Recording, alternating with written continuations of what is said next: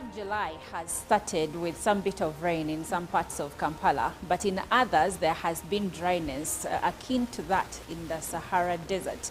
Now, if you live in places like Chira, where there is no tarmac for the biggest part of Bolindo, Mulawa, then I understand your anger and your dissatisfaction when it comes to the road that we have currently. But regardless, we move. Welcome to Good Morning Uganda. I'm Olive Monica Najuma. Thank you so much for joining us. I am standing here with Robert Chirabo Nyonyintono. Good morning, sir. A lovely morning to you, Lady in Black. I get very happy when I see someone putting on black, not for the wrong reasons. Okay.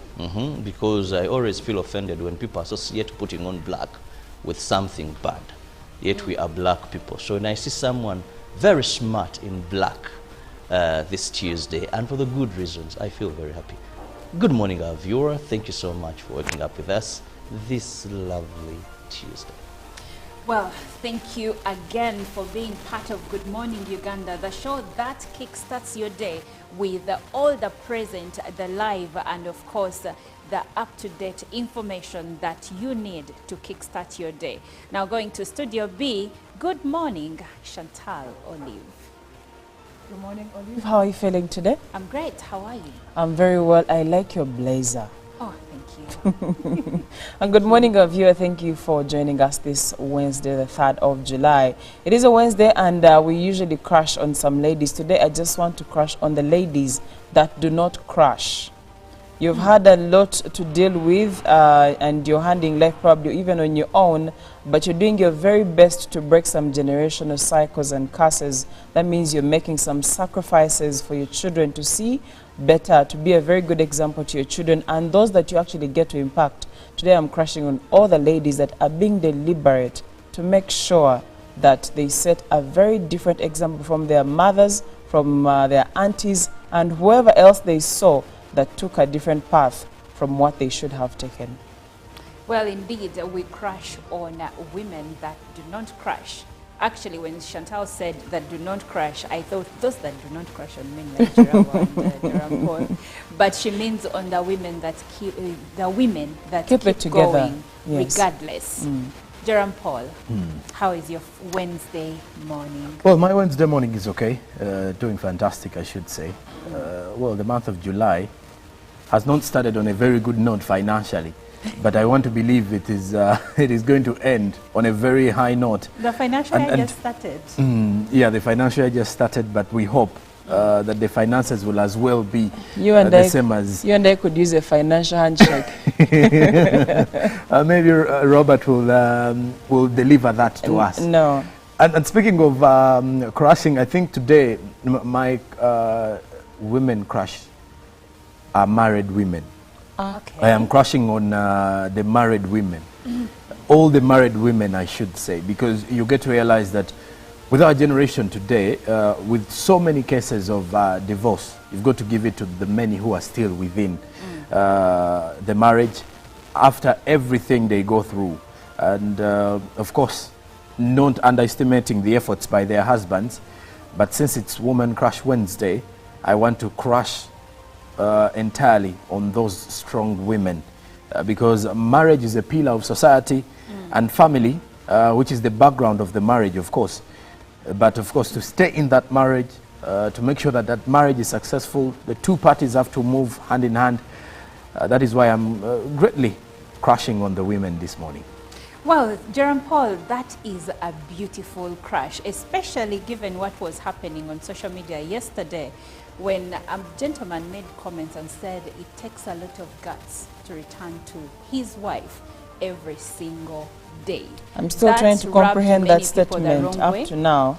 Exactly. Because nobody forced him to actually marry that woman. Exactly. So what are you telling me, that you're gathering energy to come back home to me? What is your problem? That didn't make sense to me, but I think I will put Chiravo and Ruben to the task to make me understand yes, that comment, because it rubbed me the wrong way and it rubbed many women the wrong way. But you know, it rubbed many women the wrong way, but it didn't rub any man the wrong way. Well, so it tells you a lot about what is happening. Imagine, Jirampol, if your wife made a comment on public on a public platform saying it takes a lot of guts for me to go back to your home. I read a comment. I read a every comment single that day. marriage is one funny thing. You will be there on your own business, and then your partner goes on a national platform and throws down your buyinja. All your buyinja, God. Well, Chirabo, you want to crush on someone? Well, for me, I want to crush on all single mothers that have stood up for their children, that tussle it out to ensure that they raise these kids. The number of single mothers, not by choice, is increasing every day as we talk about the institution of marriage. And raising a child single-handedly, because usually the men will move in with somebody else to take over the children, and society will accept that. But we see these single mothers, and the fathers are present, not dead. I'm not talking about widows, but single mothers. They have to ensure the discipline of the boy child, raise him into a man, yet this is a woman, but also make ends meet, the rent, the food, the school fees, because we are losing men. Men, we are every day becoming fewer in this country, though much in population numbers. So I want to crush on you, single mothers. You do a great job. Well, I am crushing on single mothers who are married women. The women that are in marriages but are struggling and making ends meet like there is no man in their lives. And I'm saying, we see you, we hear you, and we root for you. And for the men, do better. But in the case of doing better, Chirabo, take us through the first news story for the day. The violence. Okay.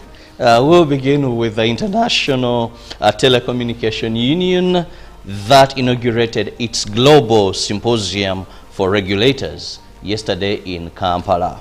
Now, running until July 4th, the event attracted leading figures in the telecommunications, government officials, and industry experts globally. Hosted in Uganda for the first time, the symposium addressed critical issues in the evolving telecommunication sector.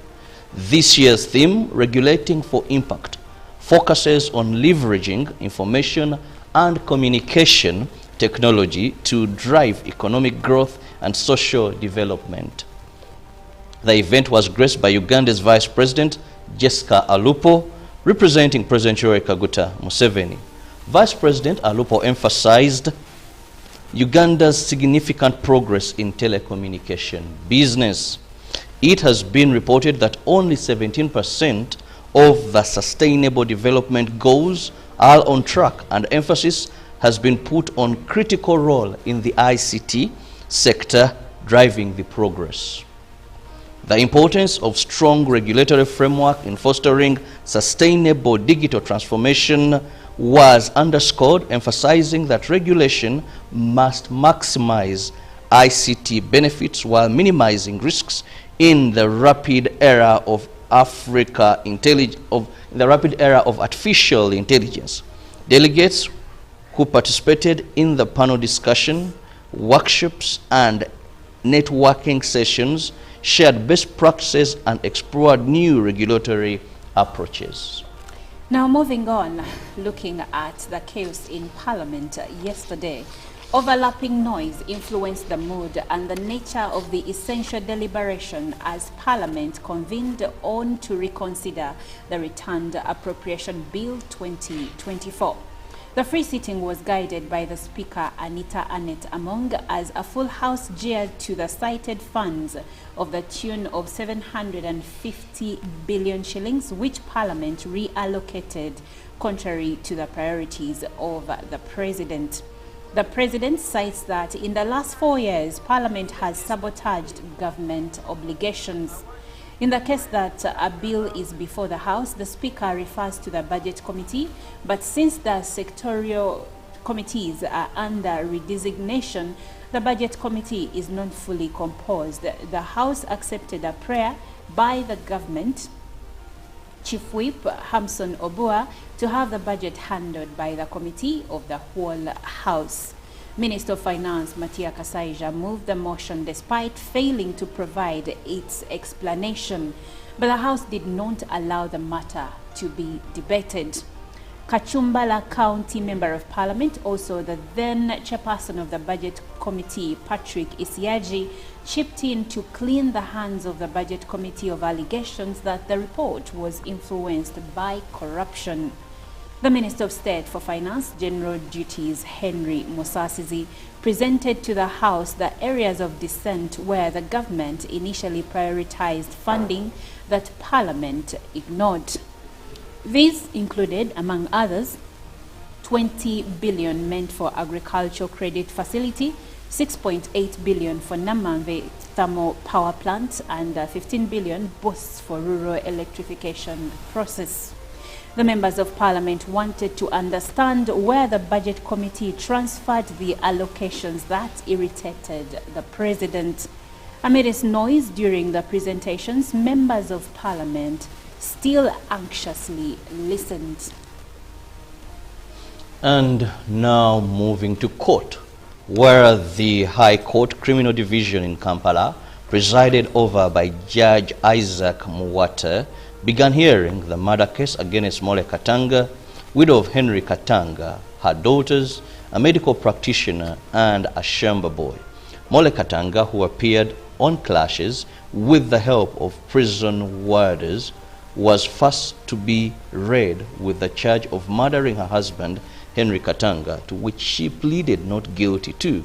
Her two daughters, Martha Nkwanzi and Patricia Kakwanza, were charged with destroying valuable evidence, while George Amanyire, a medical practitioner, and Otai Charles, a shamba boy, were charged with being accessories after the murder.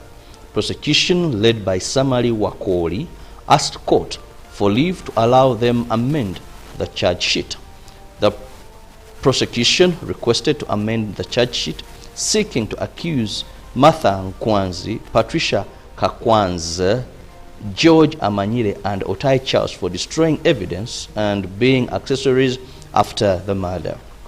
Defense, however, objected to the prayer on grounds that their clients cannot be charged afresh for offenses of which they were not committed to the High Court. In the same court, defense asked court to allow key suspects, Mole Katanga, proceed with the hearing of the case while in prison via video conferencing due to her unhealth status. Court extended bail for the 4 accused persons and further remanded Mole Katanga to Luzira government prison. Now moving on, speaking matters aviation, the expansion and renovation of Entebbe International Airport has increased traffic at Uganda's primary gateway to the outside world significantly. This has established Tristan Energy Limited, a major sector player that is setting up a common user aviation fuel farm and fuel hydrant pipeline facilities at Entebbe International Airport. Ahead of its official commissioning, Trista has launched a training project for locals to build capacity that will feed the sector with expertise in aviation, fuel use and management. In 2015, government started working on the airport's management and efficiency and expanding Entebbe International Airport to accommodate at least 100 packed aircrafts. This also opened doors to sector players like Trista Energy Limited to contribute to the development and growth of the sector. This development, however, calls for the skills development of the workforce handling aviation fuel, modernize Uganda's aviation infrastructure, and align it with international standards. The Joint Inspection Group is training fresh graduates on best practices in the aviation industry. According to Trista Management, the trainees are fresh graduates of science-based courses from different universities across the country. This multi-million aviation fuel storage facility by Trista Uganda will enhance her aviation infrastructure, which shows the country's readiness to attract global business. Well, that does it for our local news. Now, Chantal has more for us in the realm of international and also the news on the African continent. Well, guess what? According to President Joe Biden, his poor performance on the debate was due to jet lag. Now, President Biden blamed his poor debate performance last week on jet lag, telling reporters that it wasn't very smart, or he wasn't very smart, for traveling around the world a couple of times before the debate. He says, "I didn't listen to my staff and then I nearly fell asleep on stage," he said. Mr. Biden, 81, last returned from travel on the 15th of June, nearly 2 weeks ahead of the 27th June debate. I can only imagine the jet lag that takes this long. Mr. Biden's remarks come amidst intra-party panic ahead of November's election over his mental fitness, and after a congressman from Texas became the first sitting Democratic lawmaker to call for him to step aside following his debate. "I am hopeful that he will make a painful and difficult decision to withdraw," and this is according to Republican Lloyd Doggett in a statement yesterday. President Biden appeared to struggle through some responses during a debate with former President Donald Trump last Thursday. "It's not an excuse, but an explanation," he said at a private fundraiser in Virginia on Tuesday evening, referring to his travel. He also apologized for his performance and said it was critical that he win re-election, according to ABC News. Now, away from that, France's left-wing and centrist parties have withdrawn hundreds of candidates from Sunday's parliamentary elections in a move aimed at thwarting the formation of the country's first far-right government since World War II. The mass exit came after a Tuesday registration deadline before the final runoff vote on Sunday. The withdrawing candidates were mostly either allies of French President Emmanuel Macron or from left-wing parties. Macron had called for snap parliamentary elections in June after his party trounced in European elections, but the move appears to have largely backfired. Instead of shoring up the mandate of his centrist Renaissance Party, Marine Le Pen's far-right National Rally Party won the most seats in the first round of voting on June 30th.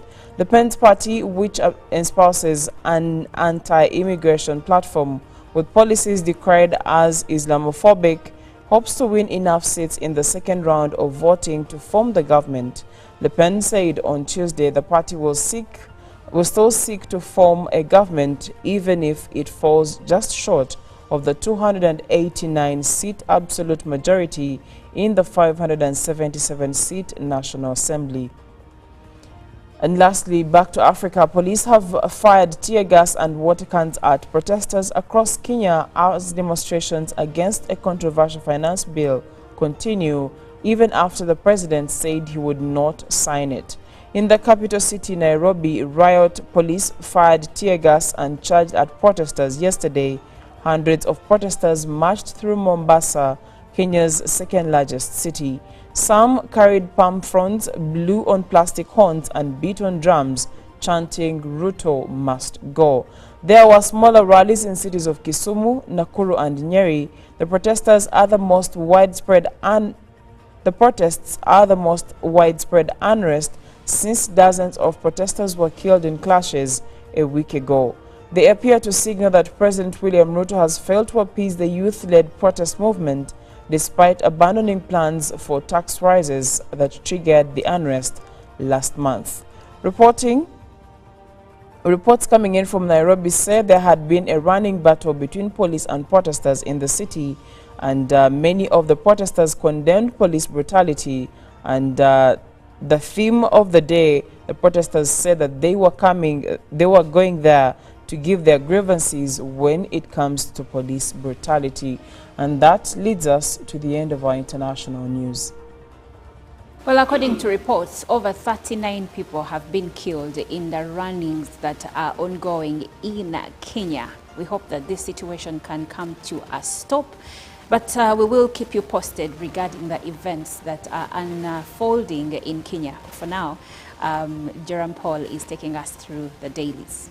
Well, with dailies this morning, the New Vision is highlighting that Uganda is second in Africa on democracy. The Afrobarometer survey covered 39 countries across the continent, Uganda coming in at second. And then Police, why we arrested Borora. Then you can also read about vitiligo, how sufferers deal with social stigma. Then also, why government failed to collect 31 billion shillings from gold exporters. There is also a free magazine for the for Toto, that is for the children. As members of parliament pass spending bill again, find more in the New Vision. Now the Daily Monitor, members of parliament give Museveni what belongs to him. The budget battle, lawmakers yield reinstate 750 billion shillings to the budget after President Museveni sends the appropriation bill back to the House over contentious allocations of the money. Then murder trial, I did not kill Katanga, Molly tells the court. Then nights out in the cold for Lubiji wetland evictors, the evictees rather. Then also clan leaders now head to Namibia to check on Kabaka. As the Attorney General's report, why UPE hasn't caught steam 25 years later. Then also homes, what you need to know about off-plan properties. Then in Kenya, the Daily Nation, 6 on police radar over youth demos. They shut down schools, courts and businesses remain closed as foreign envoys warn their citizens in Kenya as the situation continues to get tense. Now, Raila blames state for protest death and okays recall of members of parliament. Also, tourism earnings hit record 352 billion shillings on higher arrivals in Kenya. As Paris Olympics, former multiple champ Kemboi gives Kenya's steeplechase team tips. Now, members of parliament as well as CSS get a pay rise amid tax paid. Then senior school, state ready for 2026 class. That is with the Daily Nation. Now, lastly, the Citizen newspaper.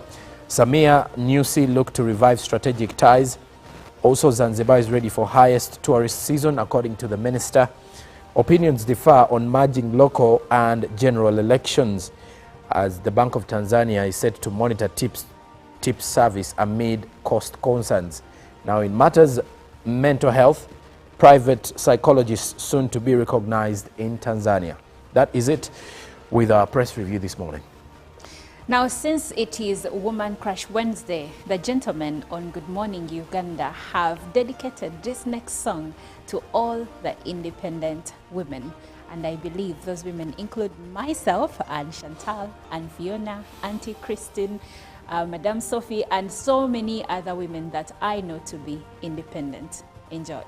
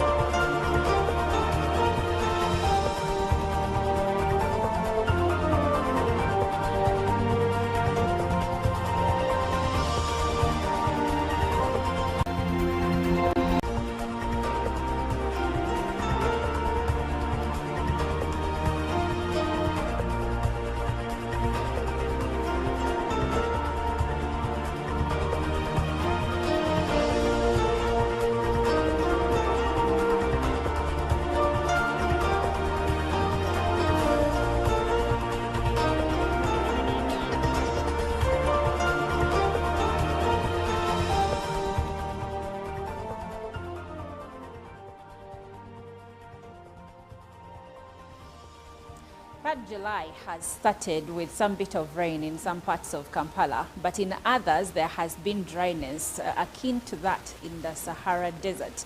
Now, if you live in places like Chira, where there is no tarmac for the biggest part of Bolindo, Mulawa, then I understand your anger and your dissatisfaction when it comes to the road that we have currently.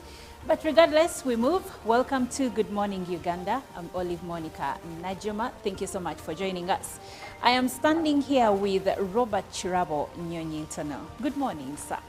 A lovely morning to you, Lady in Black. I get very happy when I see someone putting on black, not for the wrong reasons. Okay. Because I always feel offended when people associate putting on black with public broadcaster.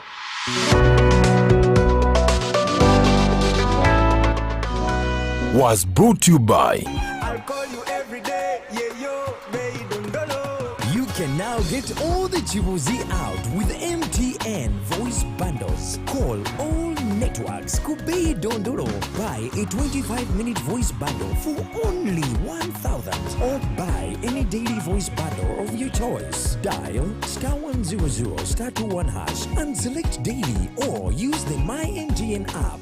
When we talk together, we are unstoppable.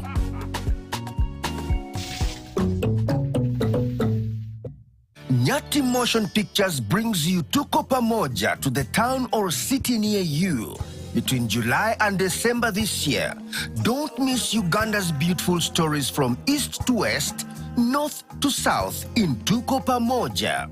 Uganda as we see it today never had a name. It had the regions that make it. The battle for protecting the sovereign Uganda was lost in Dokolo. Uganda, fortunately for us, is a confluence of all these races, the races of Africa. Bunyoro would have simply created an East African community that we are looking for today. The rulers of Bunyoro are actually Luos. Genetically, we are even Similar people. We are one. Use that word Pamoja. To get a ticket, call 0778 787 660. Tuko Pamoja?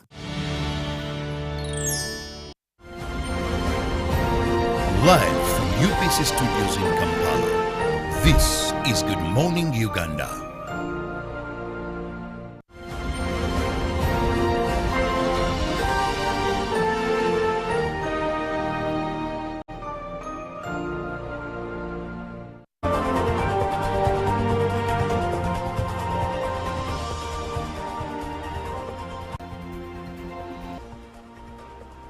Well, thank you for sticking with us. My name is Olive Monica Najuma, here with Chirabo Robert Nyonyintono.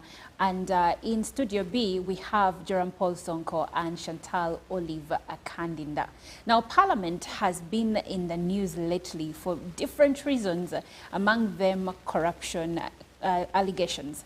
But now moving on to today, there is a new report which alleges that members of Parliament indeed do not care for the people that vote for them into Parliament. And according to this report that was conducted by a Pan-African research network focused on democracy, governance and quality of life working across 42 African countries, they say that the findings of a 2024 Afrobarometer survey show that 85% of Ugandans feel that members of Parliament do not pay attention to their needs. Now, do you feel that your member of Parliament from the constituency that you come from cares for your needs? Are they representing your needs in Parliament? Or since you voted them into Parliament, you've never seen them or heard from them, and you're only waiting for them to come back next year when the elections, when the campaigns begin? Is that how you feel? Or for you, you are satisfied with your member of Parliament? Join the conversation through 0709 602 592. Now, coming back here to you, Robert. First of all, I would like for us to understand what the role of a member of Parliament is supposed to be and what are the procedures of doing business in Parliament. Well, thank you so much, and of course our viewers, and I'm happy for that beginning question, because I think it's going to dominate the rest of the discussion. Okay.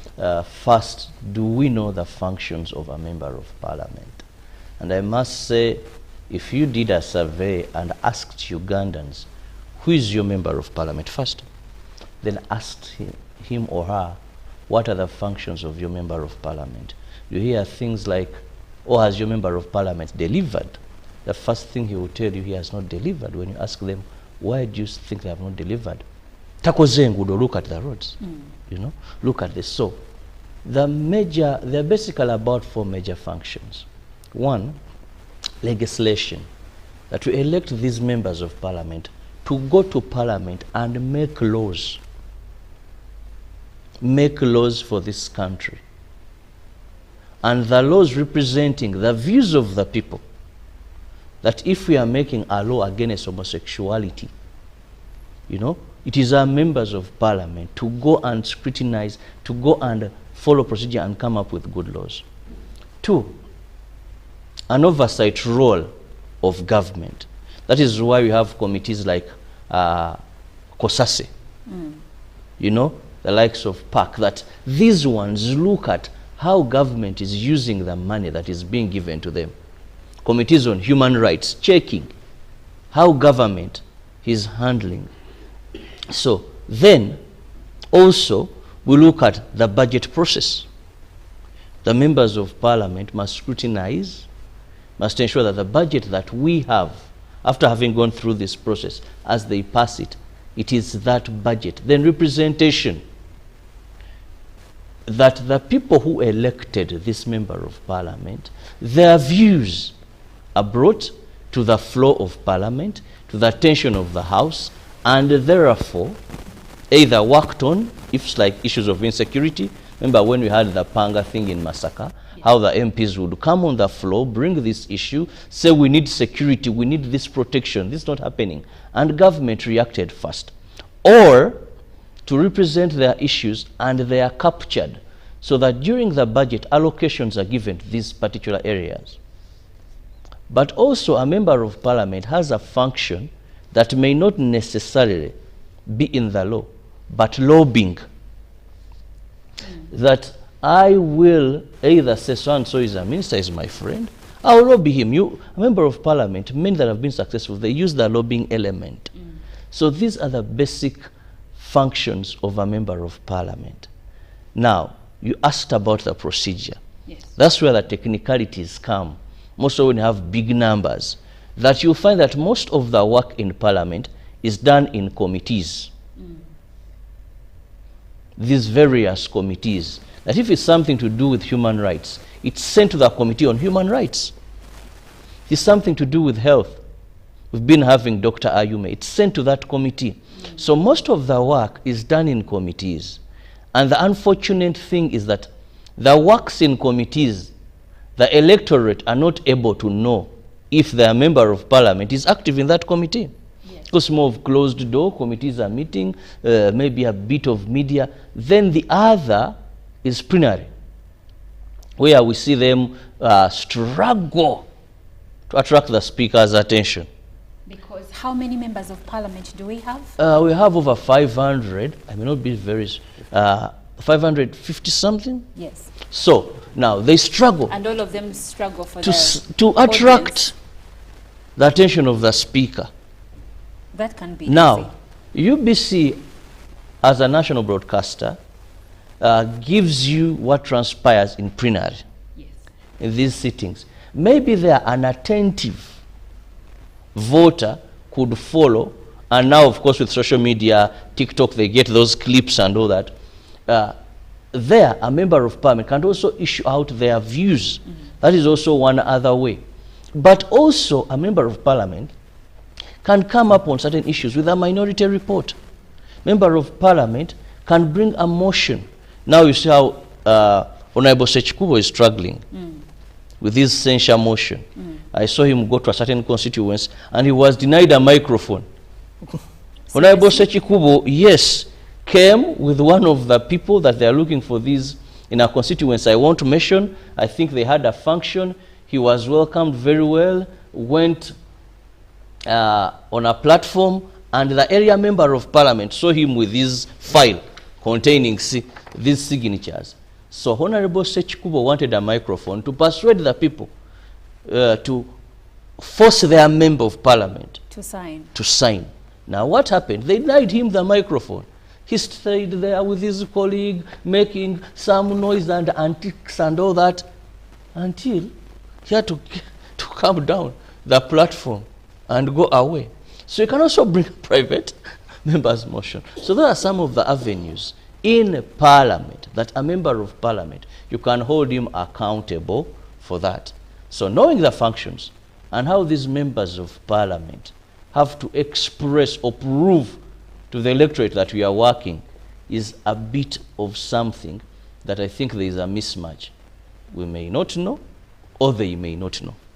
Now, a few years ago, could be two, the president did warn members of parliament against over-pledging and over-promising constituencies. And in the words of the president, he said, you cannot keep giving constituents money because that is something you cannot afford to keep up with, because most of the members of parliament are plagued with debt because they overpledged and they overpromised, and sometimes these are things they are not even supposed to do for their constituents, like Robert has explained to us the rules of procedure. Now, coming to you, Jerome Paul, how do you think overpledging affects the constituencies? It affects a lot. 557 are the members of parliament we are having. And with the report, only 15% of the correspondents revealed that their members of parliament ideally listen to them. Now, overpledging, going to the overpledging, when you look at some of the, some of the roles of the members of parliament is to lobby for their constituents. And when they are going out to seek for votes, they have all these false promises. You find a member of parliament promising, the constituents how he's going to, how their constituents is going to change in the next 5 years if at all he's voted into power. Now, that alone is a pledge that you're giving out to the community. You are assuring them that, this is what I'm going to work on. I'm going to ensure that your roads are worked, are well maintained. I'm going to make sure that your roads are constructed. Remember, you're the member of parliament, you're not going to construct these roads.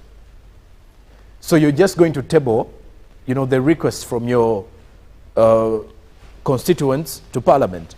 Many of them come out and during the election period, because when you also look at this report, it further, clarifies that many of them kind of come to the constituents with personal gains. So many of them are not even making these pledges to, for the constituent. No, they're making the pledges to kind of show that they are worth being the members of parliament. They are making the pledges. Are you saying that they are making the pledges to appeal to the emotional side of voters, exactly, but when they don't really care? Exactly. Because let's try to even look at some of the examples here. We've seen or we've heard of the cases where the different aspirants buy, let's say, ambulances, because this is like the common, this is like the biggest investment most of them make out there during the election time. So someone buys an ambulance, and once they lose the election, they take it back. So when you ask many of those who have been taking back the ambulances, they would say, since they didn't vote for me, I also decided to take back my, my charitable cause back to where it started from. So the question goes back to, now, if at all you've taken away an ambulance that you had promised to give us if we had voted you into power, or an ambulance that was functional during your campaigns, now what will happen if at all you get into parliament and we are not on the same, on the same level of understanding together? So that is why you also realize that when the members of parliament reach the house, many of them, you won't hear a thing about anything they are tabling, or you won't hear any concern from the regions they are representing or from the districts or constituencies. You would rather only see them when we are close to election time, and they want to they want to reassure their voters that things will change this time around. Well, Chantal, there is something that you normally mention, and in this report it also came out. Do the voters understand the quality of leader they should be sending to Parliament, and why? I would say the biggest percentage do not understand the quality of person they're supposed to be sending to Parliament. When you look at the grounds on which very many voters, and please do note the biggest percentage of the voters are not the elite. The biggest percentage, no. We're talking about... yes, so we're talking about semi-illiterate and illiterate, the biggest percentage. So that means this person is not going to be focused on the 5 years this person, or the number of years this person is going to spend, say, in Parliament or in that leadership role. They are looking at, do I have soap for the next 1 week?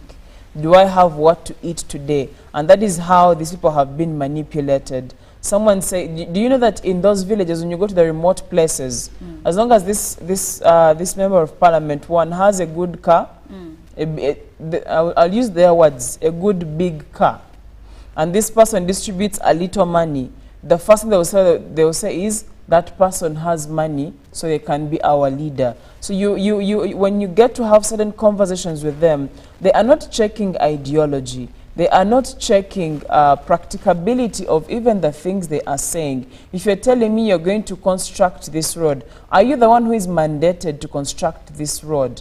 Are you the person who is in charge of constructing the hospital? You are not even supposed to be giving out these ambulances, for example. Now some electorates have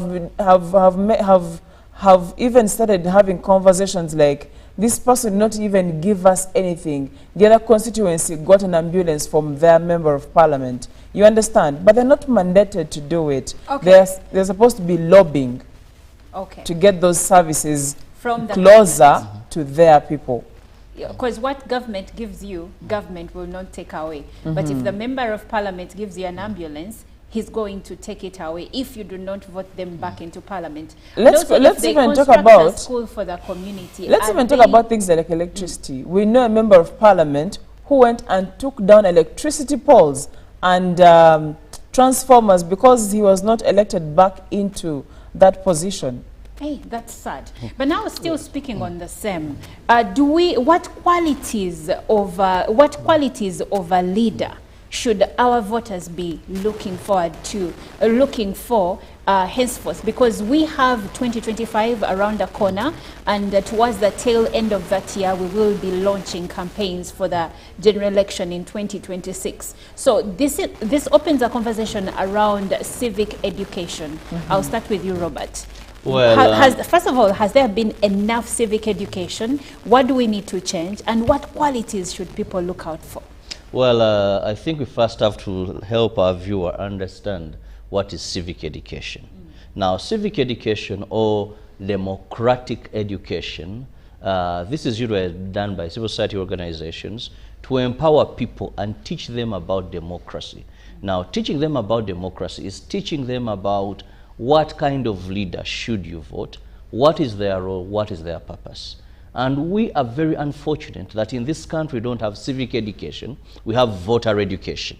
Now these two are different. Voter education is telling someone what they should do on the voting day. Okay. And this is common.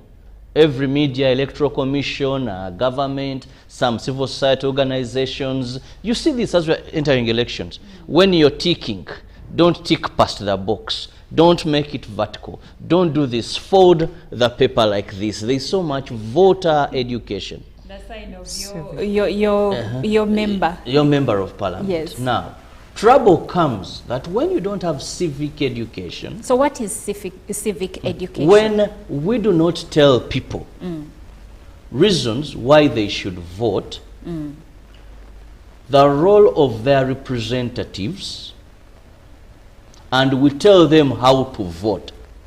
Now it's like having a very good wedding, but you've not prepared the two couples. On how marriage should run. On how marriage should be. Yes. At the end of the day, they're going to hit a dead end.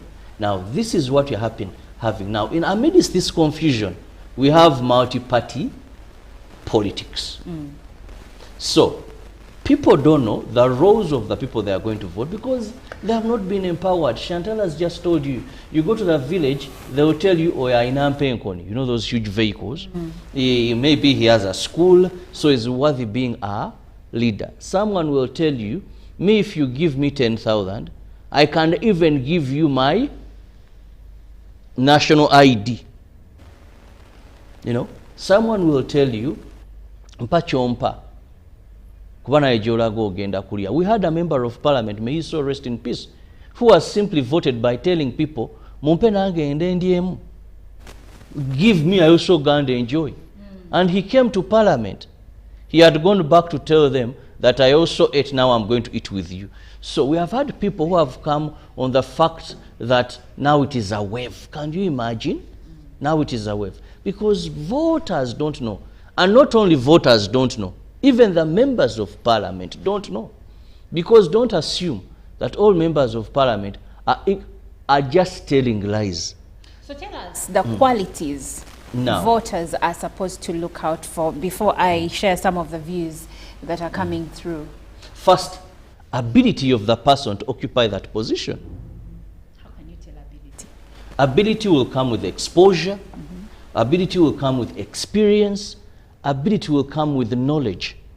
You're voting a person who is going to discuss issues of making the law. That's why you see some of the bright members of parliament, once they get there, they do a diploma in law or something like that, because their business is law. Now, exposure helps a person. You see why some members of parliament, why the speaker will pick on a certain few. Let me just choose one member of parliament as an example. You think Honorable Uagnda, he's dominating every time you find him there. This man came from the media. Yes. He has the exposure, and many others who have this exposure. Then you also have to look at integrity. Integrity. What is the record of this person? He's been dominating every scandal you have in the area.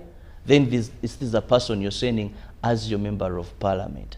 Well, Robert, hold that thought. I would like to read some of the comments coming through.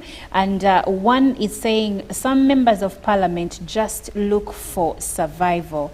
And this one says, this one is from Napak Karamoja, and he says, we know the members of parliament we vote, but an elite can be voted, and after they become greedy because of the salary they start earning, the salary they start earning to recover their campaign money and forget their own people. And this one says, kindly leave your names. This is from Cricket Derek Gagamel from Makindye Luafu, and he says, good morning team. I think we have dormant members of parliament simply because we voters no longer consider the individual potential but blinded by parties. We vote out of ignorance, hate and excitement. This has made our parliament to look like a theatre of comedians whereby our members of parliament can even discuss bedroom issues in the plenary. They can blast each other and physically fight inside parliament. Imagine that. And he continues to say, so we the voters determine much in the kind of politicians our country must have because the decision starts with us. That is Cricket Derek Gagamel from Makindye Luafu. I would like to go to Studio B, and I will come to you, Joram Paul. Is it true that the leaders, or that we deserve the leaders that we get because we are the people who put them in these seats, and a community or a society's leadership is evidenced, good or bad, is evidenced by the quality of leaders that we choose? Well, he's right. We deserve the leaders we have, but at times we don't really. Because society does not only have bad people like some of the leaders we kind of have today. And the reason I'm using bad is because some of the examples we're having of our current leaders clearly prove that some of them are not living up to the standards. When he says that we deserve, it is because we vote these people into these positions. So it takes us back to the issue of civic education. Exactly. And besides even the civic education, at times it even goes beyond the civic education.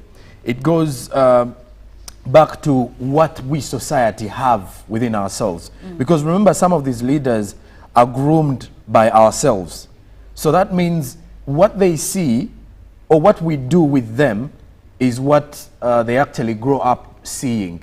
So at the end of the day, someone will definitely come representing your views because to him, he was with you always in, let's say, the local pub, and that is how you were living life. So for him, he's also going to start hustling you, if that is the right way to use, while in Parliament. So again, it's even the society they come from. Wow, indeed the society they come from, because if you have normalized things like giving a simple bribe to a traffic police officer on the road. Have you seen the school campaigns of late? When you go to Parliament, are you going to do any better now? The school campaigns, you were complaining about yesterday. Yes, because we have lack of civic education. We have multi-party politics, which foundation is crooked, and it is worsened by commercialization of politics. How do you tell me a prefect of a primary school, you the parent who brings that open roof, who buys sweets, who buys hankies and all this, what breed of leader are you setting for the next generation? Because schools are supposed to train us. Chantal, with that question, I would like to get your last remarks on the matter. The same question of whether we deserve the leaders we get. Yes. Definitely we do, because we have allowed ourselves to be manipulated by some of these people. And please note that politics has become more of a profitable kind of venture than people going into those offices to serve, which is where we started from. You enter to serve, but people are entering to serve themselves, not serve their people. So it is mainly about personal interest rather than serving country. Is that what you're saying? Yes. Interesting.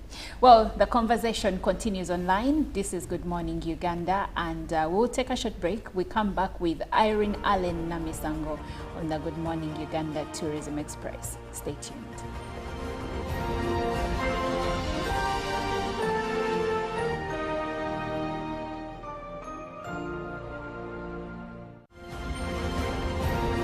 Live from UPC Studios in Kampala, this is Good Morning Uganda.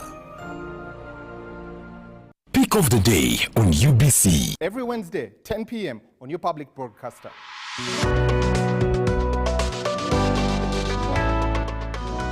Was brought to you by... I'll call you every day, yeah, yo, You can now get all the Chibuzi out with MTN voice bundles. Call all networks. Kubei Dondoro. Buy a 25-minute voice bundle for only 1,000. Or buy any daily voice bundle of your choice. Dial *100 *21# and select daily, or use the My MTN app. When we talk together, we are unstoppable.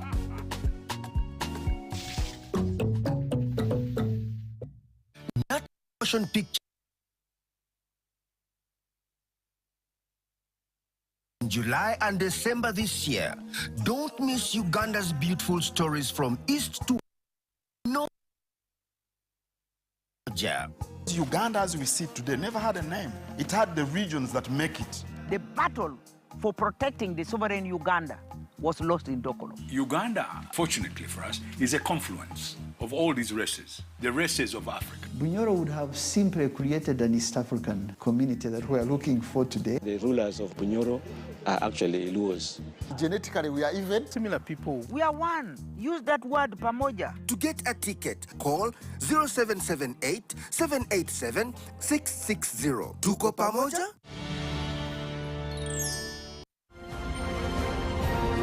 Live from UPC Studios in Kampala, this is Good Morning Uganda.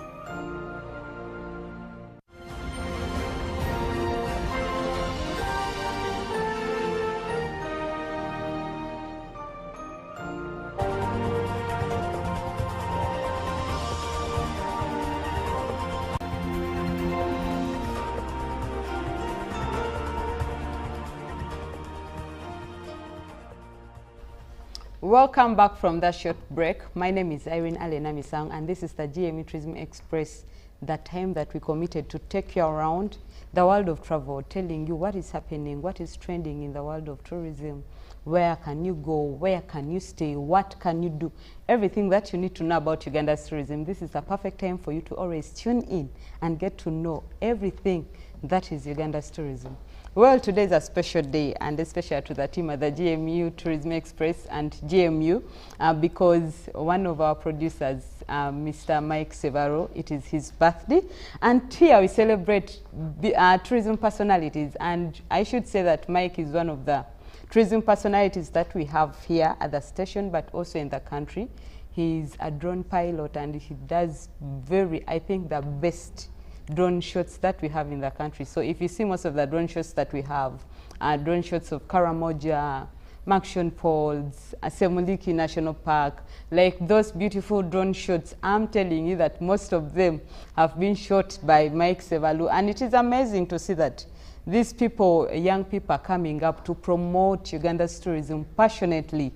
Even if that you see someone comes up to promote, they invest in themselves to get content about Uganda's tourism. It is very nice. And Mikey, we celebrate you today at the GMU. Thank you so much for all the work that you do, and please enjoy your day. Yeah, well, well, that is him actually. Okay, this is funny, but okay. Mike, you've really come from far. Yeah, look at yourself, but it is nice. I think you've been like loving culture from way back, and please enjoy your day. Well, that is it that we wanted to celebrate Mike with us today, and going into what we have for you today. Like this week, we are trying to dive and dissect a little bit more about how the Miss Tourism pageantry are really promoting Uganda's tourism. And today we are going to talk about Miss Tourism Karamoja. When it gets to Miss Tourism Uganda, it brings together different girls from different regions to contest to be Miss Tourism Uganda. And one of the regions where these girls contest from is Karamoja. You've heard about Karamoja, and we all think that Karamoja maybe doesn't have maybe people that stand out, because we think that Karamoja, I remember in our primary level, they used to teach us that Karamoja was still so backward, and probably some of you have not even met anyone from Karamoja. But today I'm with Kidi Rachel, one of the beautiful girls that are contesting for Miss Tourism Karamoja 2024, and she's going to tell us. Rachel, we are so happy to have you here. Thank you. Thank you, Ellen, for having me. Thank you. Team at UBC for having me. Okay, that is nice. And just tell us briefly about Karamoja.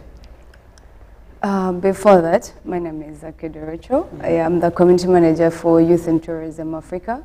Most people know Karamoja as an area that is filled with insecurity, but with the help of the government, obviously. Right now, Karamoja is trying to be peaceful and develop, though it's developing at a slow pace, but yes, we are going there, we're coming through. Something very unique about Karamoja in terms of tourism. In terms of tourism, we have cultural diversity is the most unique thing about Karamoja. The largest village in East Africa is in Karamoja. It's in Kotido particularly, and it's called Nyakaperemoru. So that is the one thing that is so unique about Karamoja, our cultural diversity and uniqueness. Yes. I've been to Karamoja. I was there for like a week, and I'm telling you, I didn't get enough. It is a place that I can do almost every time that I get an opportunity to explore. So this year's theme for Miss Tourism Karamoja is Tourism and Peace, Rachel. And as one of the contestants, how do you understand this theme, Tourism and Peace? Yes, the theme Tourism and Peace, I think is the theme for this year for Miss Tourism Uganda.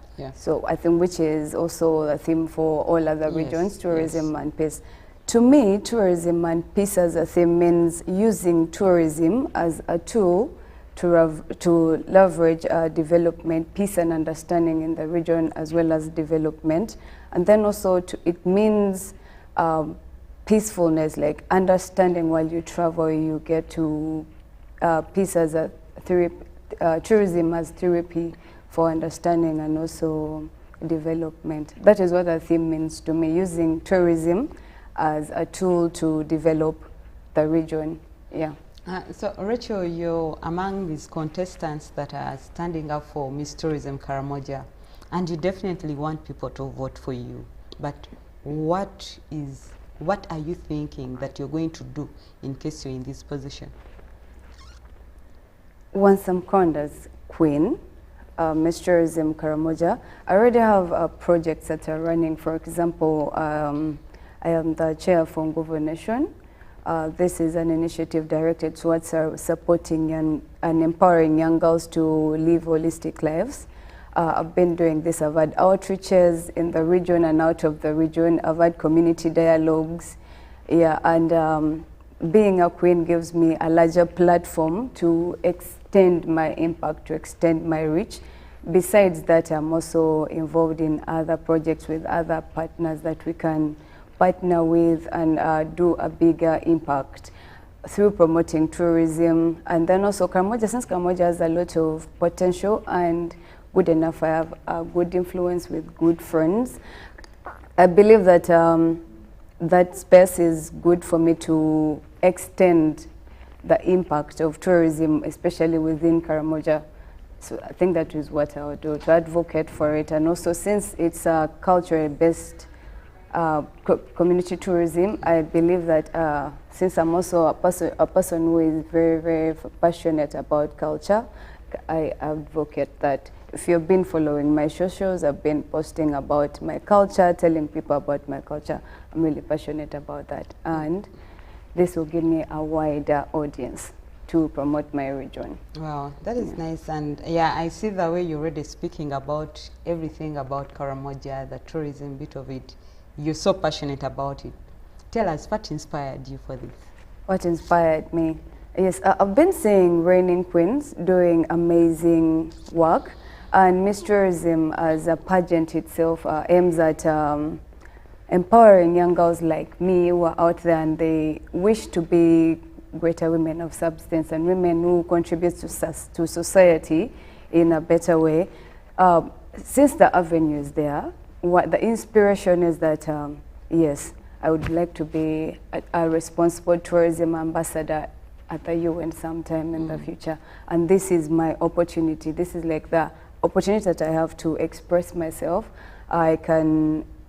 Miss Tourism Karamoja is one place that is going to mold me into that lady that is going to be where I want to be. So my goal, my dreams for becoming a tourism ambassador is my inspiration for joining this.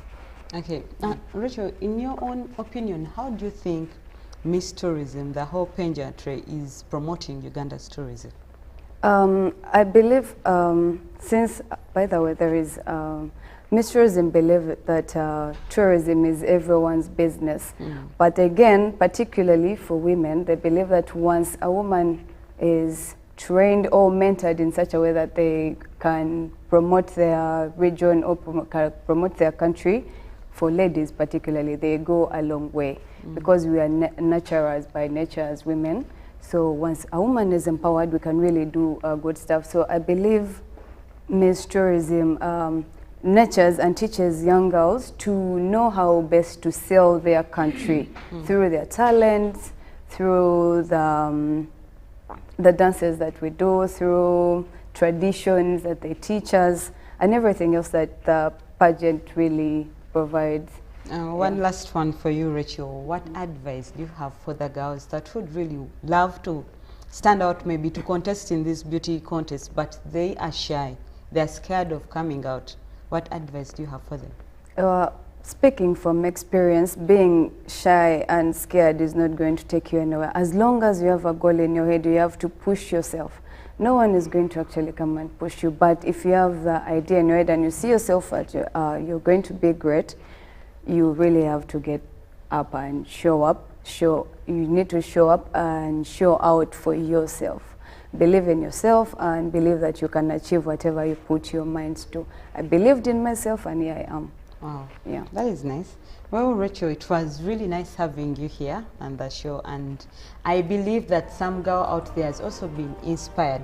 But don't forget to vote for Rachel to become the Miss Tourism Karamoja 2024-2025. Well, this thing about the whole pageantries in the country, Miss Tourism Uganda, Miss Ecotourism Global, Miss Ecotourism Uganda, you know, all these are beauty contests, but we believe that these girls that represent the different regions become ambassadors for these regions to promote their regions. Just like you see Rachel was passionately talking about Karamoja region, just imagine we have another talking about Ankole region, Buganda region, all these girls coming together with one common goal to promote Uganda's tourism and particularly promoting their regions where they come from. It is a nice initiative, and please engage in, even if you're not a beauty queen, but you can vote for these people, you can advocate and encourage people to participate in these beauty contests. Thank you so much. That is it that we had for you. My name is Erin Alenamisang, and coming up is your Paul Sonko with a business update.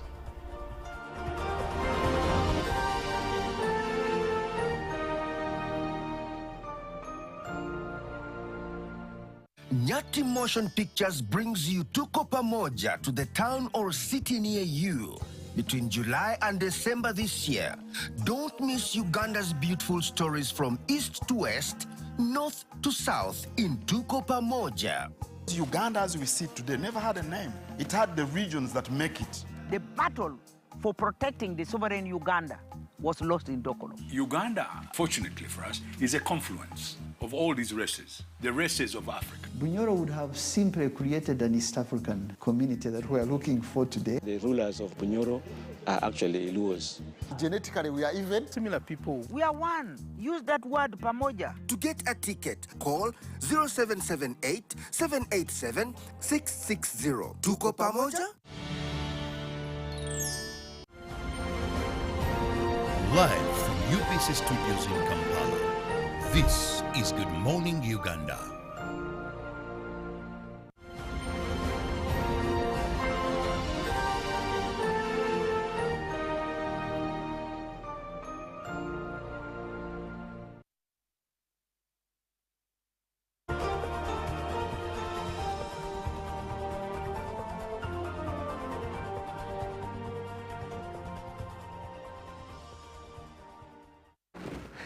Hello and welcome on board to Good Morning Uganda Business Updates. I'm Jerome Paul Sonko. Thank you very much for sticking around.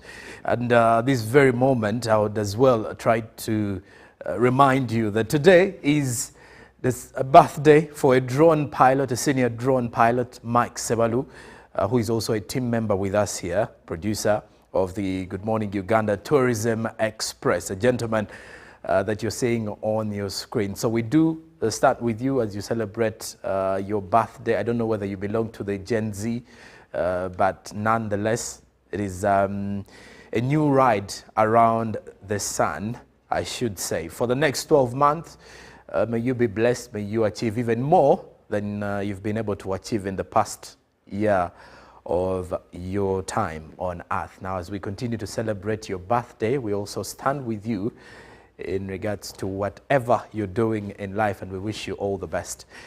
Now, aside from that, let's now talk matters business, because what is coming in from Uganda, the overlapping noise influenced the mood and nature of the essential deliberation of Parliament yesterday as they were discussing the appropriation bill, which was returned to the House by President Yoweri Museveni. Now, the free sitting was guided by the Speaker, the Right Honourable Anita Ann Among, as the full House geared up to the cited funds of a tune of 750.47 billion shillings, which Parliament contrary to the President. Now, the President cited that in the last 4 years, Parliament had sabotaged government's obligations, and besides that, the bill was before the House, and the Speaker referred to the Budget Committee, but since the sectorial committees were under redesignation, the Budget Committee was the House, and further went on to discuss the same bill yesterday. Now, when you look at the 20 billion, when you look at some of the allocation, there was 20 billion meant for the agricultural credit facility. There was also 6.8 billion for the Namave thermal power plant, and then 15 billion boosts for rural electrification process. And then the MPs wanted to understand whether the Budget Committee transferred the allocations that irritated the President. Now, amidst the same, Kira Municipality Member of Parliament, that is Honourable Ibrahim Semuju, interested the House on the 350 billion allocated to Rocco Construction Company and the Luboa Specialized Hospital. Now, in the wee hours of the sitting, the House later supplied and passed the appropriation bill as returned by the President, and so they returned it to the president as well, waiting for him to agree and sign to it. Now, away from that, we now talk matters oil and gas, because Uganda's journey to oil is becoming a reality sooner. Come 2025, Uganda expects to have its first drop of oil, and that is why many of the developments coming in from the oil exploration continue to become sweet music to many of the Ugandans' ears. Now, from the developments of the oil and gas sector, what is coming in there? 2 vessels carrying oil imported by Uganda will dock at Mombasa port this very week, as the first vessel carrying 58,000 metric tons of petrol will dock at the Mombasa port today, while the second vessel carrying 65,000 metric tons of diesel will dock tomorrow, that's Thursday. Now, Diano Orenyi Peters, who is in Mombasa, father gave us details of what is happening and the developments of the oil and gas in Uganda. Now, Captain Patrick Onyango, who is charged with the responsibility of ensuring that the 2 vessels carrying Uganda's oil docks come and dock safely at Mombasa port. You get to realize that Uganda was getting its oil from Mombasa through various middlemen who would sell to Ugandan oil marketing company that would later also sell the oil to the final consumer in Uganda. But with this new development, Uganda is now set to start importing its own oil without going through the long process that gives the liberty to inflate oil prices. Now, while the milestone is to boost Uganda's oil reserves, it is not likely to reduce oil prices as one would assume. Now, in November 2023, President Museveni held talks with Kenyan counterpart, and that is President William Ruto, who reported to him that some Kenyan government officials work with dishonest people in the oil trade, making it quite difficult during the entire oil value chain. Now, at the time, Kenya had entered a government-to-government deal with Saudi Arabia, that is for oil supply to sell to regional markets. But after back and forth negotiations, Uganda later earned a direct license of importing its own oil without being cheated through middlemen at the port. So that means Uganda now will be importing directly oil that will be handled by Ugandans. And that is why you would see Tony Otoa at the port of Mombasa in order to ensure that this oil that is going to dock at the port, or the vessels that will dock at the port today and tomorrow successfully dock, that will be a huge milestone for Uganda's importation of oil. But at the same time, looking at Uganda's developments in oil and gas exploration that will be taking place, or that will be kick-starting off in 2025. Now, besides that, lastly, from our world of business, we look at the forex market to see how the various currencies are faring on the exchange. This is courtesy of the Bank of Uganda, because as close of business Tuesday, the currency reading, US dollar was buying at 3,706.82 while selling at 3,716.82 shillings. Then by midday, the US dollar was buying at 3,698.55 while selling at 3,708.55. Now, the US dollar was buying at 3,697.27. Now, that is a slight drop. That is from the buying. Then selling 3,707.27. That is for you who is going out to exchange the currency this morning. Now, the Great Britain pound was buying at 4,673.85 shillings while selling at 4,686.49. Now, the euro was buying at 3,968.91 shillings while selling at 3,979.64 shillings. Then the Kenyan shilling was buying at 28.67 while selling at 28.74 shillings. Looking at the Tanzanian shilling, it was buying at 1.39 against the Ugandan shilling while selling at 1.40 Ugandan shillings. The South African rand, lastly, was buying at 201.28 shillings while selling at 201.82 Ugandan shillings.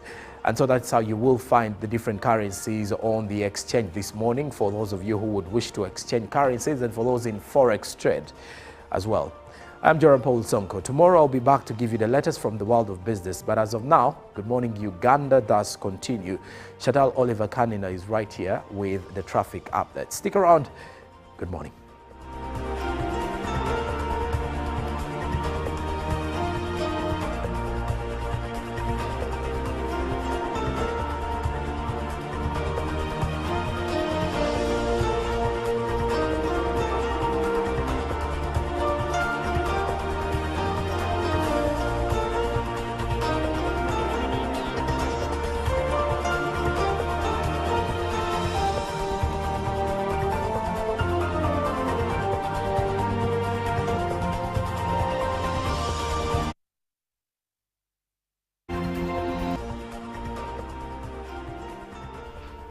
Well, if you are intending to get to the Forex Bureau to get some money exchanged, that is how you will be faring.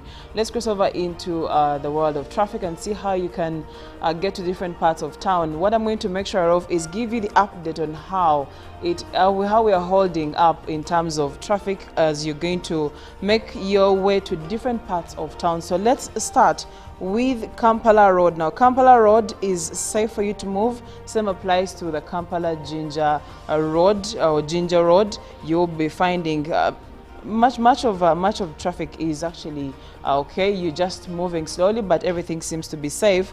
And when I cross over and move further onto Kampala Road, everything seems to be okay. Now, the side that has Watutu Church downtown is having just slight slow movement, but nothing for you to worry about. If you are going to use Chagwa Road, if you're actually coming from Chagwa Road, it's where you'll be finding some bit of holdups. Short of that, if you are sloping down, you will be safe to move. William Street is relatively okay. Slow movement, but safe for you to use. And if you're talking about Benchiwanuka Street, you are safe to move. However, there's just a bit of a hold up in the middle there. And Nachivubo Road has a slow movement. Then Barton Street is mad with some bit of traffic going all the way as you are trying to connect to the side that has Entire Road. That is where you'll be finding just slow movement. Now, when you look at the Kampala flyover, there is traffic and slow movement. So if you are considering using that route, I highly recommend that you choose another route. And Sambia Road is safe for you to move relatively, just slow movement at the junction that connects you to the Arena Mall. But after that, you are safe to move. Gaba Road seems to be okay at the moment. Please do note it is still 7 in the morning, a few minutes to 8, and anything can change over time. But Market Square Road is mad with a lot of traffic right now. I highly disregard using this road. Same applies to Market Street. You'll be finding a lot of traffic, and I don't recommend Allen Road, Namirembe Road, and Kafumbe Mukasa Road. All those are mad with slow movement or slow traffic, so you better choose an alternative route in case you have one. Now, when we look at Aga Khan Road, it's safe for you to move. There is not much to worry about. Nachivo Road, safe for you to move. As you're making your way to Mapabana Road, you'll be finding just slow movement and a bit of traffic as you are trying to connect to Gaddafi Road. Nachivo Road is safe for you to move. Makere Hill Road is mad with slow movement and a bit of holdups in the middle there, but you'll not be spending so much time. However, the junction or at the lights of Wandegea, you'll be finding a lot of traffic for each and every single person. If you are exiting to join Makere Hill Road, you'll be finding traffic. And if you are joining Bombo Road, slow movement. However, when you join Bombo Road and join Buganda Road, trying to join Buganda Road, there's just slow movement. But after that, you're safe to move. Bombo Road is safe as you're trying to use Bombo Road to make your way to town. You are actually okay to move. So in case you want to move to town, I highly recommend using that route. Now, Nkizi Road is mad with some traffic in the middle there. Now, Bombo Road, when you are coming from the side that has the Synagogue Church of All Nations, that roundabout is where you'll be finding a bit of traffic. Dualito Road has slow movement. Binaisa Road is safe for you to move if you are exiting town or exiting from Mulago side. But if you are using Binaisa Road trying to get to what we call the Mulago roundabout that has Chira Road and Yusufulode, you'll be finding lots and lots of traffic. If you are coming from Chira Road trying to join that very roundabout, you are safe to move. If you are joining the roundabout from Yusufulode Road, you'll be finding a bit of traffic. However, if you are intending to use Yusufulode Road, you are okay to move at the moment. If you are exiting the roundabout, everything seems to be safe, and you'll be finding just a bit of a hold up as you are at the lights that we usually call the golf course lights, or regularly known as the fairway lights. But if you are joining the very same lights and you're coming from John Babiha or Acacia Avenue, you will be finding a lot of traffic on that very same road. And if you have an alternative route, I highly recommend using it. However, if you are coming from can I call it Kayunga stage side, you'll be finding no traffic if you are using John Babiha Road or Acacia Avenue. But Chira Road coming from Bukoto side is mad with a lot of traffic, so you might want to use an alternative route. And this traffic especially starts from the Kamocha center. But the Chira Road backwards, as you're coming from Bukoto side, seems to be safe for you to move. And well, I've tried to strike a balance on the different routes as you're trying to make your way to town. So hopefully I've been of help this morning, but that is how we are standing in terms of traffic. And coming up is going to be Good Morning Uganda agenda. Stick with us.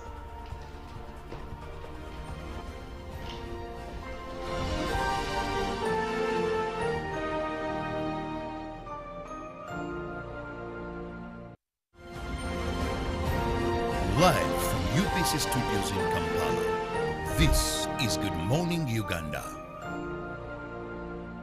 Pick of the day on UBC. Every Wednesday, 10 p.m. on your public broadcaster.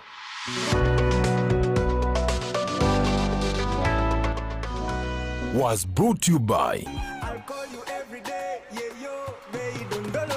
You can now get all the Chibuzi out with MTN voice bundles. Call all networks. Kubei Dondoro. Buy a 25-minute voice bundle for only 1,000 or buy any daily voice bundle of your choice. Dial *100 *21# and select daily or use the My MTN app. When we talk together, we are unstoppable.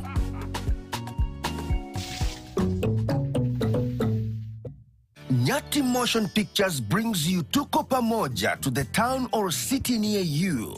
Between July and December this year, don't miss Uganda's beautiful stories from east to west, north to south in Tuko Pamoja. Uganda as we see it today never had a name. It had the regions that make it. The battle for protecting the sovereign Uganda was lost in Dokolo. Uganda, fortunately for us, is a confluence of all these races, the races of Africa. Bunyoro would have simply created an East African community that we are looking for today. The rulers of Bunyoro are actually Luos. Genetically, we are even Similar people. We are one. Use that word pamoja. To get a ticket, call 0778 787 660. Tuko Pamoja? Juko. Yo. Check the shopping, man. What's your secret? Haven't you heard of the parish development model PDM? Yes, I did, but I thought it was just a talk. No, Sebatia. It is real. I and a few friends together formed a circle, accessed money from the PDM, invested in a portrait project, and now things are moving. Juko. I thought I was one of your friends. You are. But you left me behind. I didn't leave you in poverty. What you do, just visit your LC2 chairperson and your parish chief and start the process of economic transformation. Just like that. The parish development model is an initiative from the government of Uganda through the Ministry of Local Government designed to transform all lives of Ugandans for the better. PDM, my parish, my development, my life.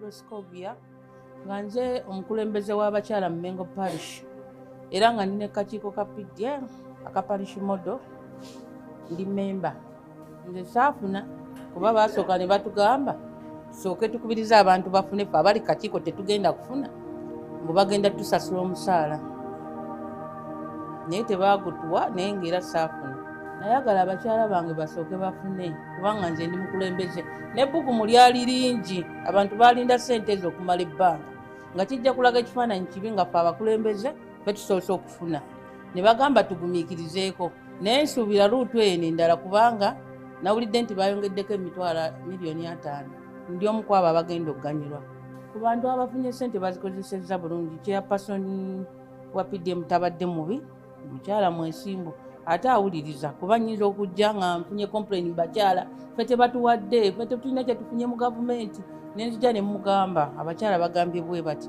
n'awuliriza n'agamba bagumiikirize tujja bbawa ssente bwe zinaaba zikoze ekizizze naffe ne tutandika obbabudaabuda abaweddemu essuubi ne lidda olumu ssente ezo zireeta n'obukyayi mukyala Namuddu yatuma ssente ffe biki bawaamu baabwe era ekintu kye nakoze ku luno nakozeko ku mobilization nga ngenda ne mu abo abatali ba pate ya NRM okubayigiriza ne mbagamba ssente si za pate ssente za gavumenti ffenna zitutwalira wamu enkulaakulana ffenna etuyamba era nabo ne basobola okukkiriza abamu ne tubateeka ku lisiti eyo gye nabawadde bo beekenneenye abantu bazifunyemu era basanyufu embeera si bweri si bwe yali kati tulina abalema twalina banneekolera gyange naye kati tebakyekolera gyabwe bano abaali beetunda nze waliwo embeera wammanga baaliwo bangi nga gwe mulimu gwabwe naye kati obalaba oli yagula ebbinika bafumba cyayi bafumba emmere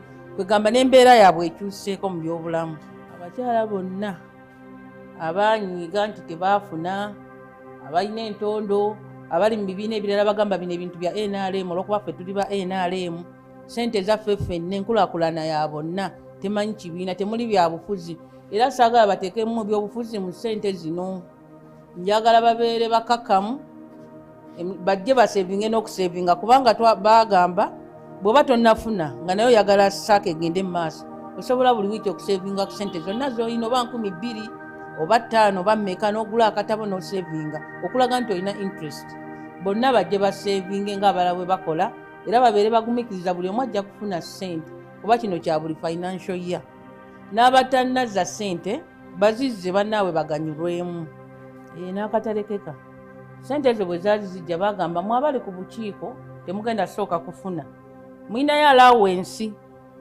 ne tusayininga ne forms naye okuva lwe twazisayininga tetufunangako wadde 10 kyekyo ekyange kitalekeka.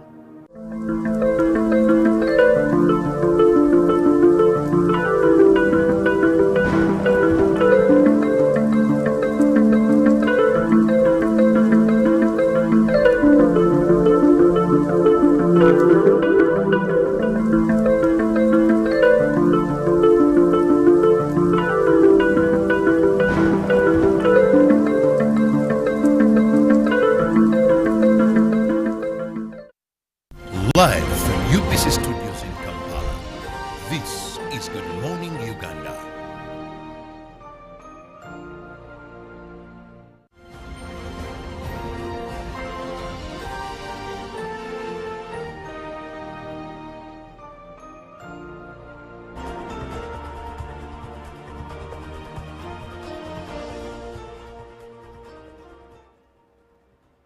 Well, it's time for Agenda, 8 minutes past 8 o'clock. Good morning once again. If you're just joining us, this is Good Morning Uganda, and this is the moment when we have interesting conversations with very interesting, enlightening guests. And today is no different because I have a gentleman from the NRM Youth League, that is Chemo Mashud, and he'll be speaking to us regarding the role of the youth in nation building.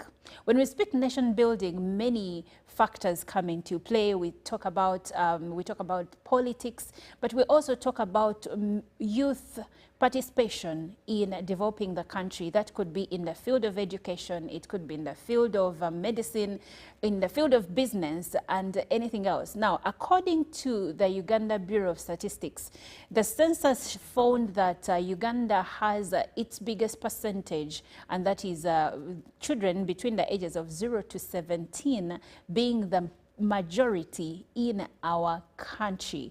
But also it is known that 70% of Uganda is comprised of the youth between the ages of 15 to like the ages of 35. So yes, we are a young nation, and nation building is very important. So how do we include the youth into this conversation? We have also seen what the Gen Zs, whom you would call the youth again in Kenya, have done. Sadly, right now it feels like they're wreaking havoc to the country, but still we saw that when they collectively joined, they had the president repeal a bill that he was supposed to sign. So coming back to Uganda, how do we involve the youth into nation building, not causing protests, but ensuring that we have conversations that can develop the country? You're welcome to Good Morning Uganda. Thank you. And so starting, first of all, I would like to know more about Mr. Chemo Mashood. How long have you been a youth leader, and what more about you should I know? Thank you so much. My name, like you said, is Chemo Mashood, and I come from Kapchora, Sabay sub-region. I'll say I've been a youth leader since my adult time of growth, where I've always been interested in understanding on how growth and development within the young people should be. I've been a leader for quite a long time, and as for now, I will tell you that through my leadership time, I have been in position to organize several organizations that have... Well, Mr. Mashood will be telling us more about the organizations that he has been a part of, and I believe that you will be inspired as a youth to also ensure that you communicate the needs of fellow youth in your society, but also that you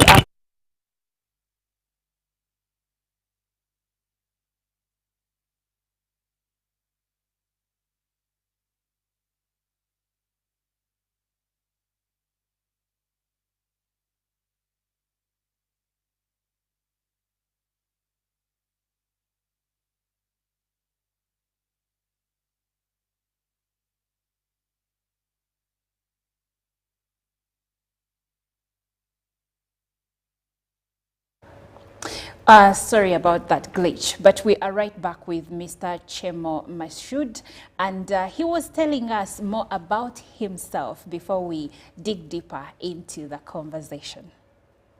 Yes, like I said, for so long, since my adulthood, I've been a leader within myself, and I've been in position to champion a few foundations. I've been in position to put up a foundation called Land First Foundation. And Land Foundation intends at looking at the well-being of the people within society. And besides that, I've also been in position to put up several innovations, like the soap company that I own. I do manufacturing of detergents within society as a way to improve lives of people. Okay, and also to improve your life Yes. as a youth. So what inspired you to take on a leadership role as a youth leader? You know, my inspiration raised from several perspectives, and number one is my desire to make my country a better place to live in, and to change lives of many people. Okay. Now, you know, as I mentioned, that our population is mainly the youth, which is about 70%. What are some of the biggest challenges you've seen among the youth that you think we need to, you know, have conversations about? One of the most immediate challenge that is hindering growth and development within the young people is unemployment within the country. And given the reason, we feel that government should come in and to put so much, you know, focus on how to improve the lives of people through job creation and, you know, innovation embracement.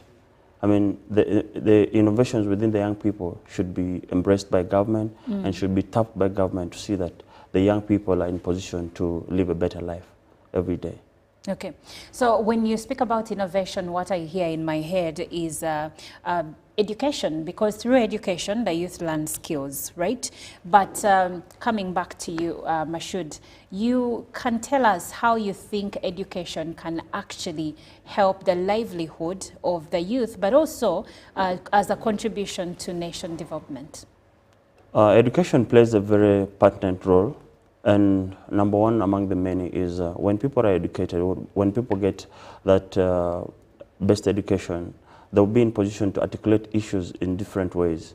And for example, if we are young people within a nation and that we have had that good education, that government has put in the best education that we have always desired, then you realize that we'll be in position to even understand that this is how far government has come, and this is what we should ask government, and this is what we, as the young people, should participate into developing a nation. A case in point is that if people acquire the best education, then they will be in position to make friends in and even outside the country that will always enable them to understand and make difference of what is good and what's wrong. I'll give you an example of the recent strikes and demonstrations within our sister, our neighboring country, that is Kenya. And that given if people have had the proper education and that had mentors within the education system or had people that could talk to their education system, you realize that people could not be in position to violate, go to the streets, demonstrate, and peacefully. And that is why you see that within our country, Uganda, we appeal and argue that government should come in and focus so much exactly in on how they should, put up its education system so that people are in position to articulate and understand what is wrong and what's right. I will tell you that within the education system of our country, a lot has been done by government, and yet a lot should be put in place. What should be put in place? One is that I have severally visited schools, and personally, I've used my funds to even feed the children within schools. I realized that one of the biggest challenges within schools is that government has put up best infrastructure, put up a best system, but you realize that people that are benefiting through on this system is not, their welfare is not being considered, and that is why we say that for us to come up and bring up a nation of inclusivity is when we appeal and severally ask government to reconsider its ways and how to look at the welfare of the child for them to acquire the best education ever. Okay, now you did mention that because of probably poor education, that's why the youths or the Gen Zs in Kenya were protesting. But I would like to clarify something. Most of them said they are highly educated, but they do not have jobs. Now, bringing back that home, we have a similar situation where many of our youths are graduates, or they have at least a diploma, a certificate, or a bachelor's degree. And like you said, one of the major challenges the youth face in Uganda is unemployment. So as an entrepreneur yourself, how can we use entrepreneurship to leverage and enhance nation building and also the livelihoods of the youth? Entrepreneurship, helps a lot in improving the livelihood within a particular country. And what I can say is our people, through entrepreneurship, we can create jobs. So my appeal to government is if youth can be organized or can be put into groups, and later on those groups are funded, you realize that we would have created jobs within our country and even stimulate the well-being and a well-centered nation within our country. So my point is government should come in, identify or put boys or put the youth within groups, so that at the end of the day, those groups that have been put up by government can be funded so that we can put our boys into productive groups. Okay. So now, when you mention groups, I know that government has an operation which is the Youth Livelihood Fund and also the Parish Development Model, where people form groups and they're given money to start different ventures so that they can earn living themselves. But then there has been debate on that where people are claiming that, yes, these groups are formed, they're given money, but probably they don't have the skills of running businesses, so they get the money and squander it. What would you have to say about that, and how can we change it?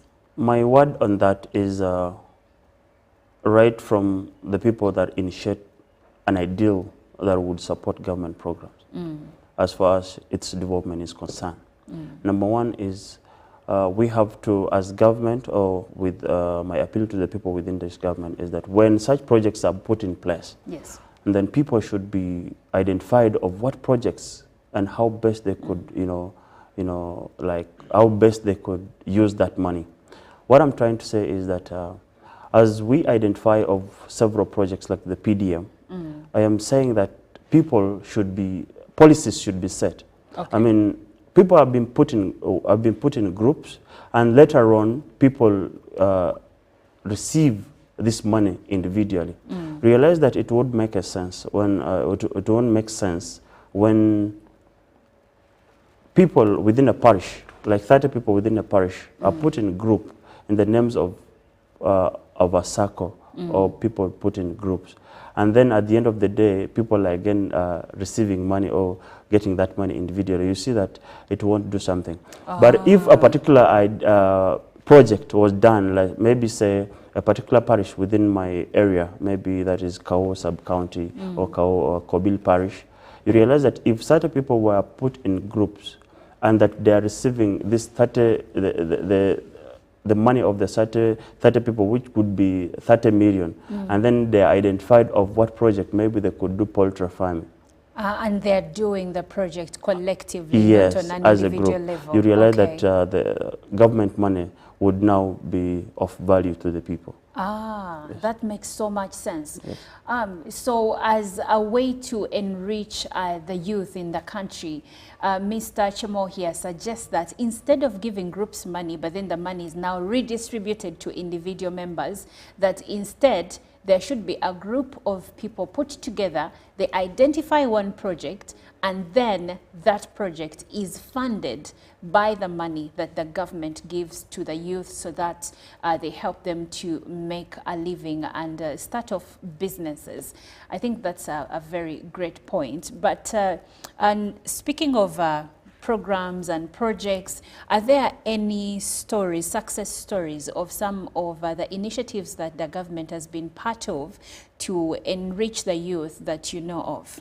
Yes, I know so many of them, but the recent one is I will always use, is the PLU movement. The PLU movement has been an avenue of recognizing the most competent and the most eloquent and ideological young people. Okay. Whoever has been involved directly with the government, with the PLU movement, has been in position to be identified of their worth for them to run government policies. I will give you an example of the former member, National Youth Member Parliament, that is Nyamutoro Fiona, that her engagement, her direct engagement with the PLU movement was an identifying avenue for her to be recognized and even be appointed as a minister. Putting that aside, people like Minister Balam, who is responsible for children and youth affairs, yes, have also been identified through such avenues. And so I will call that one of the most successful stories, and the link that government has, the youth, led initiatives that have somehow succeeded within the country.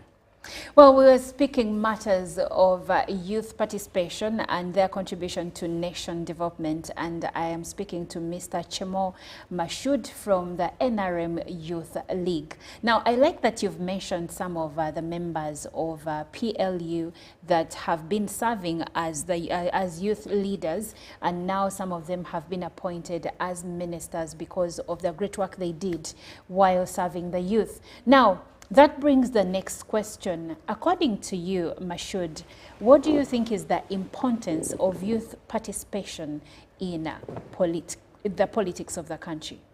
First and foremost, youth participation in the country's politics,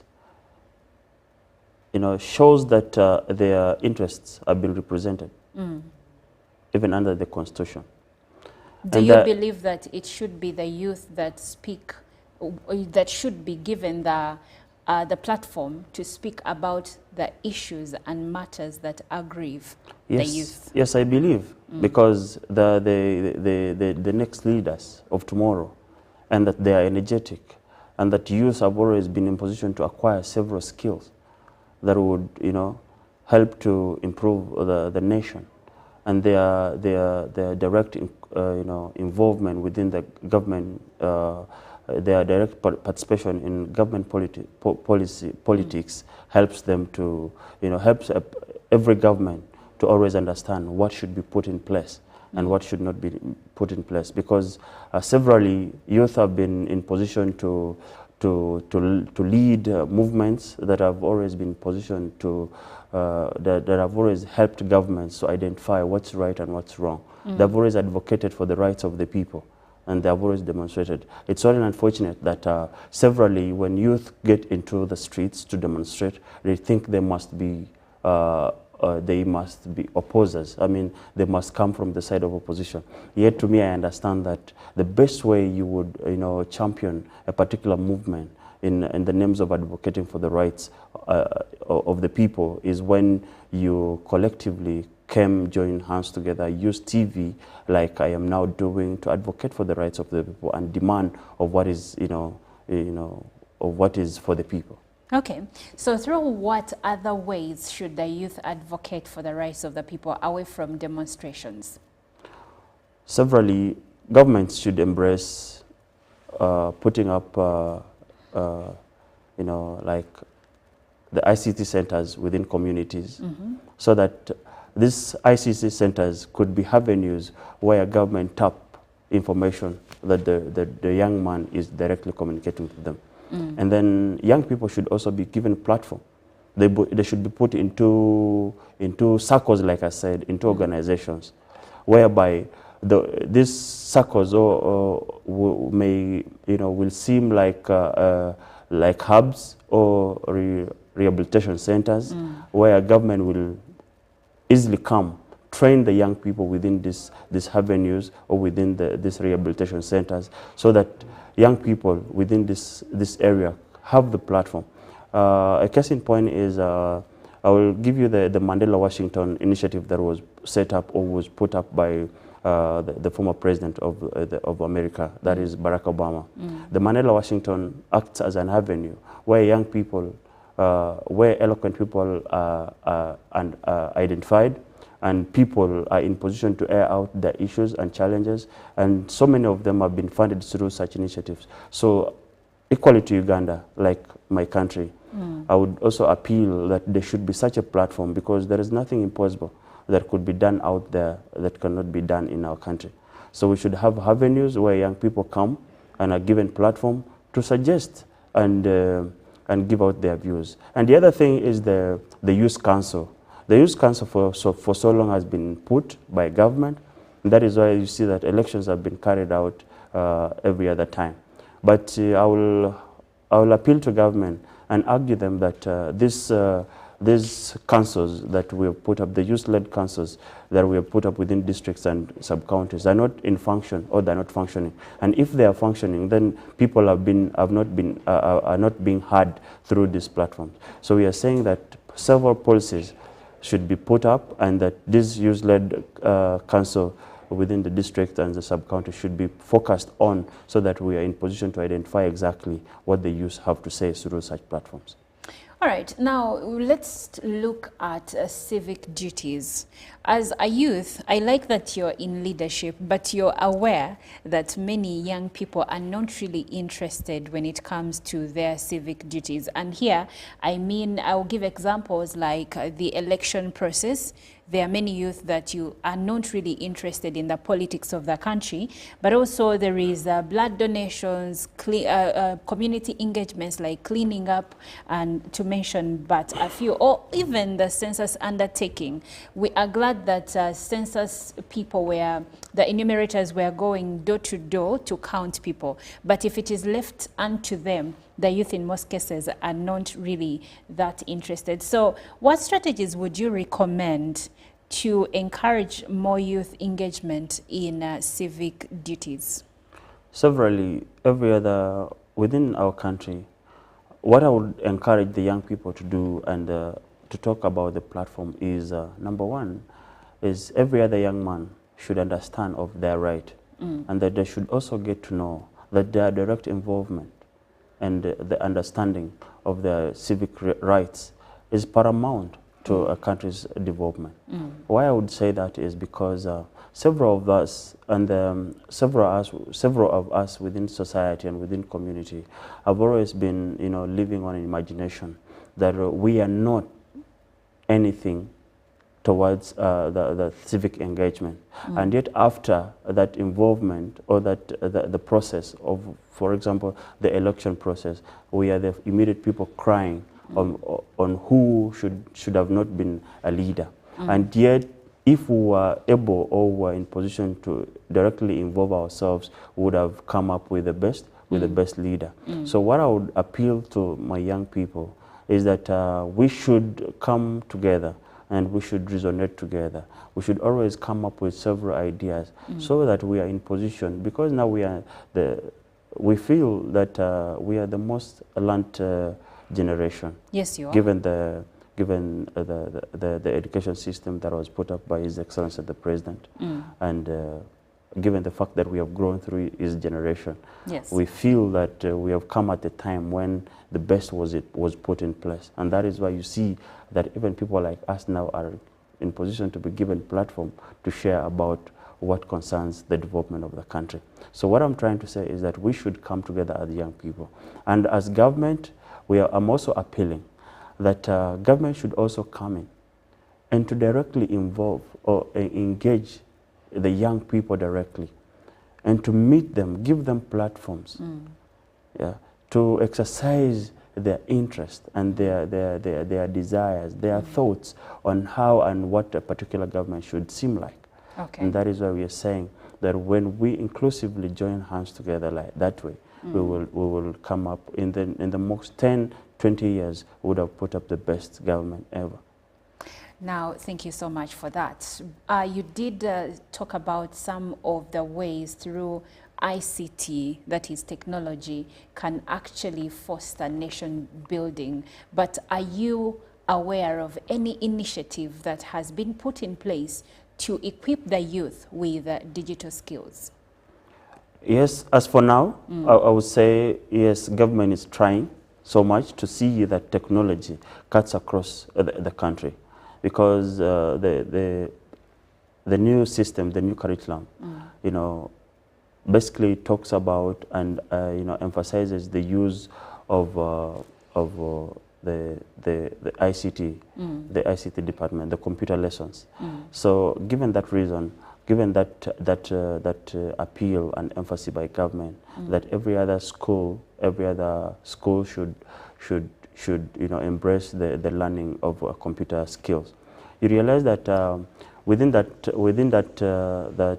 scope that government has put in place, there is also yet that it should be put in place by government, that every other school within this country should have a well-equipped laboratory, so that our people are in position to learn to use computer, because with the developing in developing countries, the computer is taking technology is taking shape.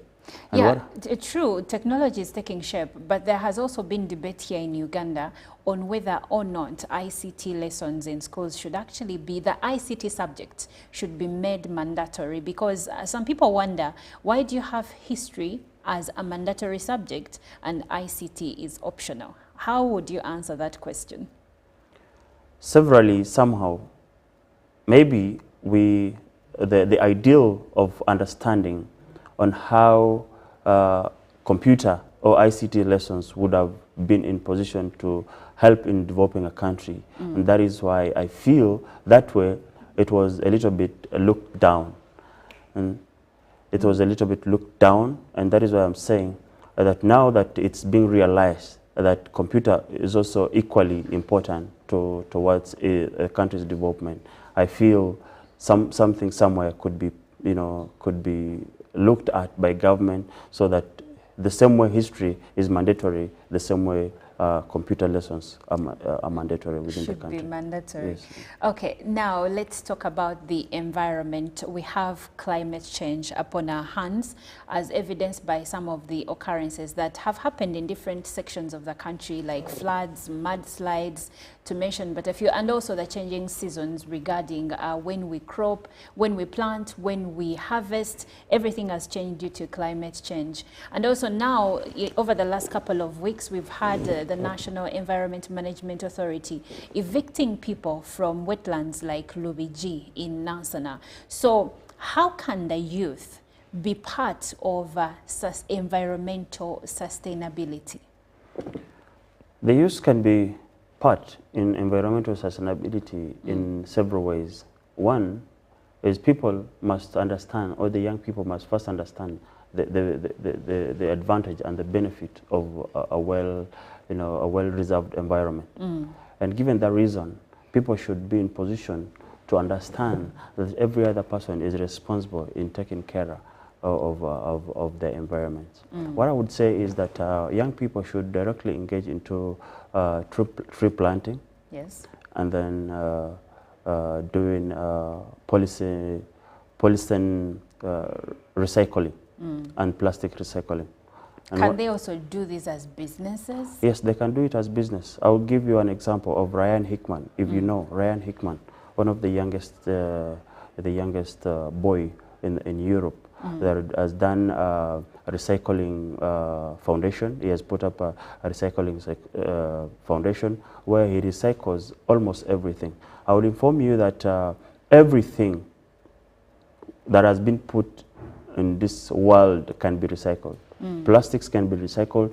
Even glasses can be still recycled. Really? Yes. Interesting. Yeah. So it's only that through the other avenues of recognition and putting up circles or rehabilitation centers, recreational centers, government can still fund the young people to do such initiatives of recycling of the waste.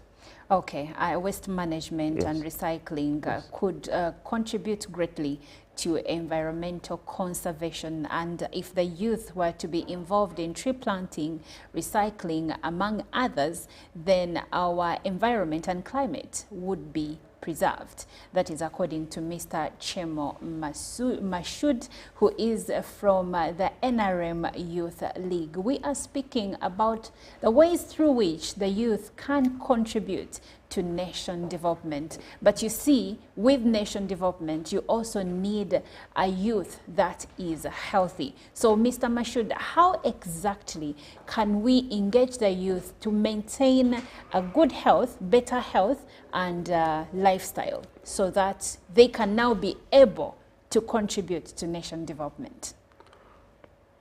What I can talk about the health of a youth is the youth must understand of what is good to them. And to begin with is their hygiene. The youth must be conscious about their hygiene. Brushing, taking shower, doing physicals. Because if you are not hygienically well, and that you are even speaking to someone with unbrushed teeth, you realize you will not have a platform to express your desires. For instance, if we invited you here at UBC and you showed up ragged, your clothes are dirty, probably they wouldn't even have allowed you to enter the gate. Yes. So I hear what you're saying. So young people should be in position to understand of how best they would do something to appear in public so that their cries could be listened to or could be heard by government. Lately, we realize that people have judged people or they have judged others by the way of their appearance. Yes. I mean, you can't go to a certain ministry and you're looking too shabby and you expect them to give you audience. Perhaps you could be lobbying, you could be going there to lobby or to seek for assistance. Yes. So you must look what you're seeking for. Okay. Yes. And it is said that you have one chance to make the first impression. Yes. So how are you making your first impression? Are you showing up dressed like that, like what you want? They normally tell us, don't dress for the job that you have. And if you're the youth and you're unemployed, don't dress like the unemployed youth. Dress for the job that you envision yourself doing. So show up as that person. For me, that is in supplement to what Mr. Mashood has said. And as we close, Mr. Mashood, how can we bridge the gap between the rural and urban youth in terms of opportunities, like in jobs, entrepreneurship? How can we bridge that gap? The best thing we can do as government, because government is the people. Yes. The best way we can do, the best thing we can do to bridge the gap between the urban youth and the rural youth is to extend services to the rural areas.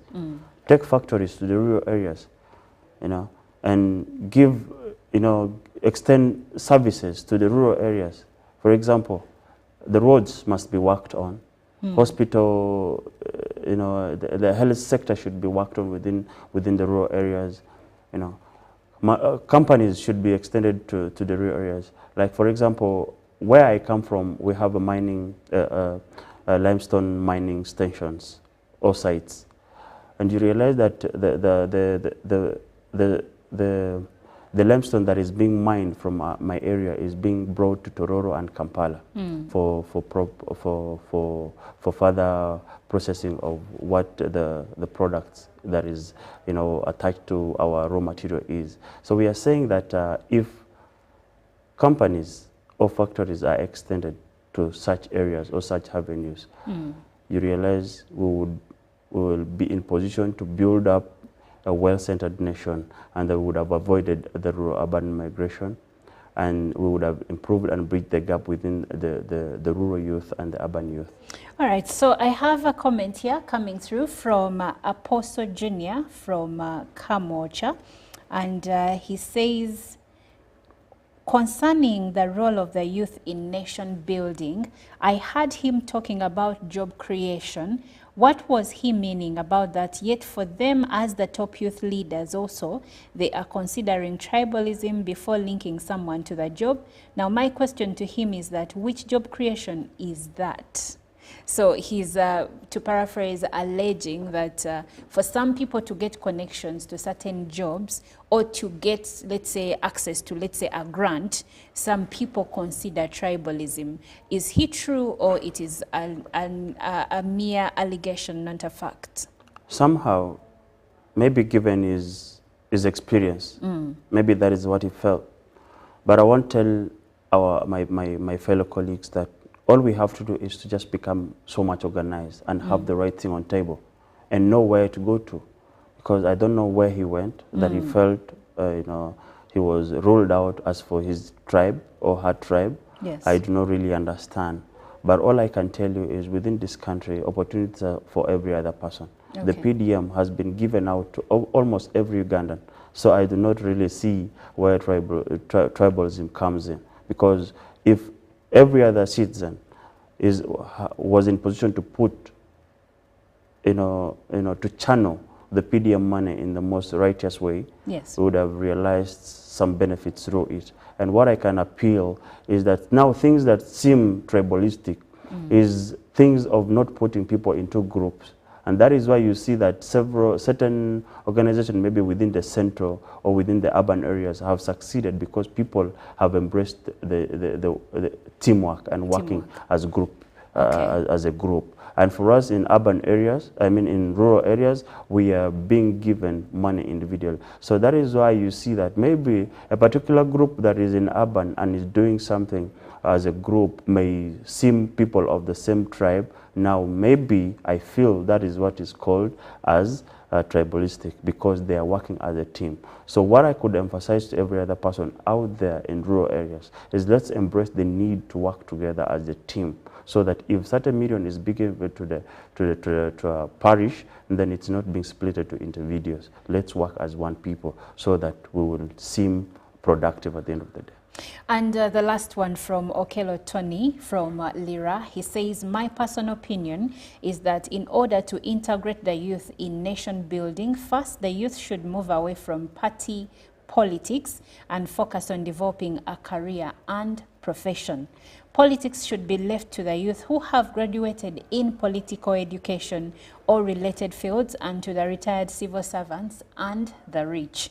Politics is destroying the values in many young people. Secondly, youth should be educated, but on top of that, the government should embark on giving each graduate and secondary school students free vocational training, practical life skills, and financial support to the willing youth so they can be productive. That is from Okello Tony from Lira. Do you have any comment on that, on some of the issues that he raises? Yes, I have some comments to talk about what Okello has said. What I can say is he said a very sensitive thing on how people should move from party politics into embarking into what is productive. Now, what I can say is that, yes, he's right. Okello is right, because now, recently, we in the past elections within our country, you realize that people were so much, excited with the opposition thing. In some of them are saying we are noob, we are people power, and yet to me, I feel that the best way you would work with government is to come close to that government, so that you are in position to air out your thoughts and tell them. What would be challenging and disturbing is if these people can come and they are not given audience. But Mashud, even government has a party, the NRM, right? Yes. So, because he mentioned that the youth should steer clear of party politics. But if they work closer with the government, they will still, if they're part of politics, they will still be in a party. Yeah, they will still be in a party, but then they will be progressing, because that is now the ruling party. So you're saying the youth should be part of the ruling party? Yeah, they should embrace what is being put by the ruling party, so that at the end of the day, their cries and concerns can be listened to, because there is no way you can be listened to if you continuously oppose. What I came to realize that whoever was opposing... Are you saying that those that oppose do not have meat to that bone?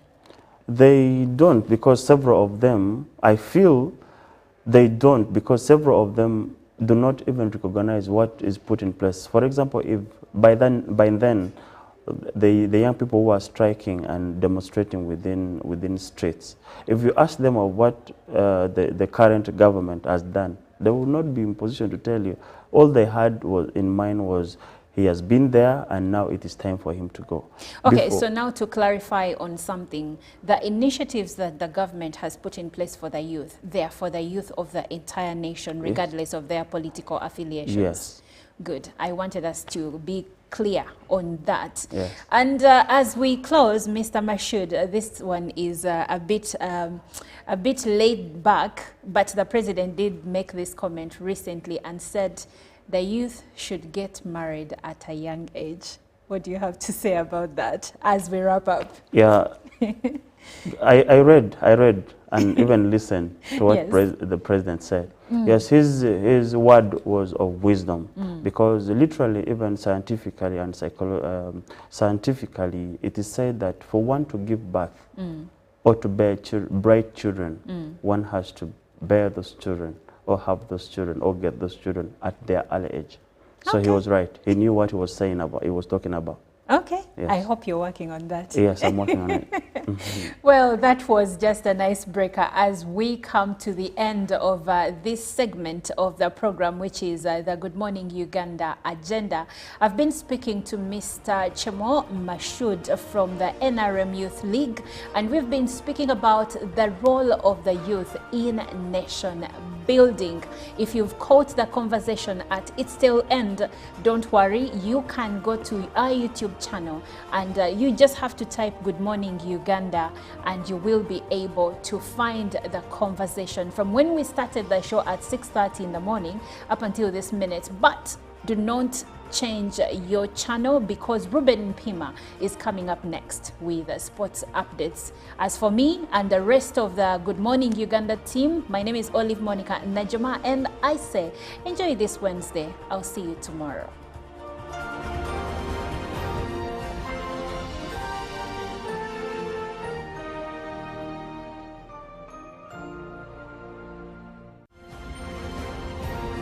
Live from UBC Studios in Kampala, this is Good Morning Uganda.